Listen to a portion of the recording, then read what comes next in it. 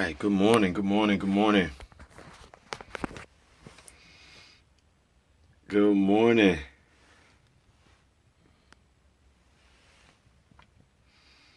Hello, everyone. Good to see you. Good to hear from you. Good morning, Tree, Sunshine, Stacy. Thank you so much. I'm excited about that. Just listening to your prayers.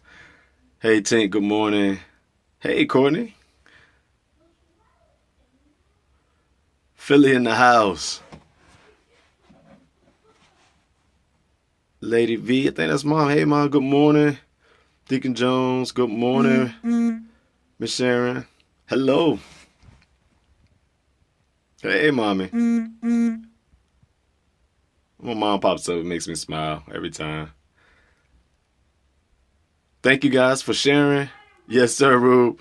Likewise, brother. Cuz definitely praying for the family. Hey, Dad. Dad just popped on. Good morning, all aboard. Yeah. We kind of been chopping through this series. It's been good. It's been a great time. Thank you guys for sharing it. Good morning. Good morning. Don't let up. You either, Unval. Thank you, Miss Perry. Appreciate that. I see you, frat brother Marlon. Good morning, man. Glad to have everybody on. Thank you again for your shares. I see you guys are sharing. And the hearts. I know some of you have asked about the hearts on the side. If you hear anything that sounds, good morning, Bazemore. Good morning, Miss Phyllis. Thank you on the safe trip lessons. If you hear anything that sounds halfway decent, good, or you agree with, you just tap your screen and it'll release some hearts. It's the Periscope way of saying amen or just clapping. So we definitely appreciate that. Let's go ahead and get started. I know you all have long days ahead, and we want to make sure that you go forward with just some information, particularly as it relates to this whole all aboard.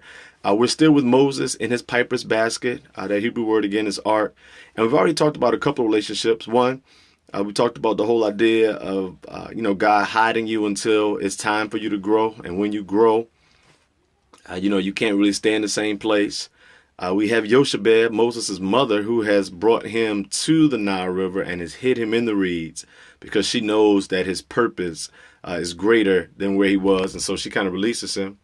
Yesterday, we talked about the Pharaoh's daughter, who pointed out some issues and challenges about Moses, but just because she's pointing out where he was doesn't mean she was defining where he could go.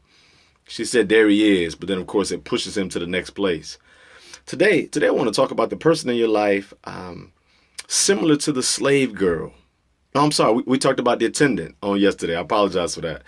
The Pharaoh's daughter was a while back. The attendant are those people who have great positions, who are held in high esteem, but they are literally attending their own business. And too often we try to become like them when they really aren't paying us any attention. Just be you. And if you can maximize who you are, you'll discover that God will place you before great men in time, if at all, but it'll be his prerogative to do so. Today we look at this other relationship that's really helping Moses get to where he has to go. So the Bible says that after the Pharaoh's daughter points, the attendants have overlooked him. There's a slave girl that's sent to go and pick Moses up. Look at her. She's kind of wading through the water. Her robe is long, drab, probably heavy now because she's in the water, different from walking on land. She grabs this small basket. The bottom has piper's tar on it. Birds are chirping in the air. The scent of seawater or salt water, possibly, across her nose. And she carefully opens up the basket. When she opens up the basket, she exposes Moses. She exposes him in such a way that it startles him, and he cries. Maybe he cries because the wind is new. Maybe he cries because he hasn't been held in so long. I'm not sure. But this slave girl coming in contact with Moses exposes him and causes him to cry. That's the next person that we all have to adjust to and figure out how to relate to. Because in this life, particularly on a journey to purpose and to your promised land, to what's next, there inevitably will be someone who exposes you. Someone who touches you in a way different from others, and in doing so, it causes you to cry. This is the person who broke your heart the first time, the person who you trusted with everything, and then they betrayed you. The person who spoke all of these lofty words and built up these dreams and aspirations for you two, maybe together, only to leave, and now you have to try to figure out how to accomplish it all on your own. It is the person who touches you in a way that causes you to feel them, but before it's all over, they create tears. Now, we got to be true to the text. I know some of you saying, well, no, the slave girl didn't actually hurt Moses. You're right. She didn't noticeably pinch him. She didn't bite him. She didn't flip him upside down. But I probably argue that that's often some of the worst hurt, the hidden hurt, the hurts that we don't see. It's not the bruises and the abrasions that we can see on the surface of our bodies that hurt us the most. It's the interactions with people where we are peers underneath, and it causes us to cry. See, the attendants that were there who overlooked him were Egyptian. Mm-hmm. They would have worked for the Pharaoh. But this slave girl would have been Hebrew.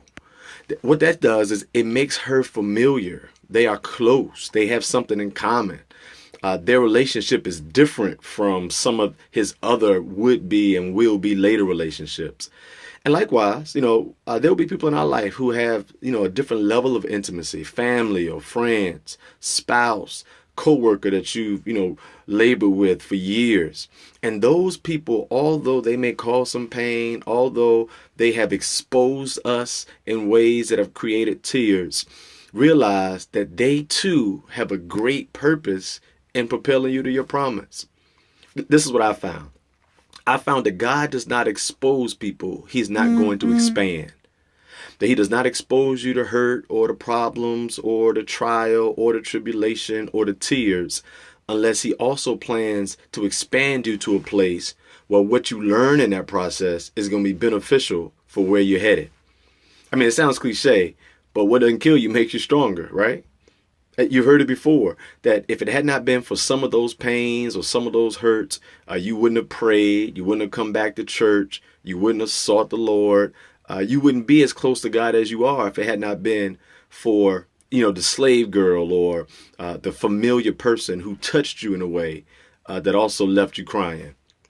I don't want to say it's a prerequisite for joy, but listen to this. Weeping may endure for a night. What comes next? Joy.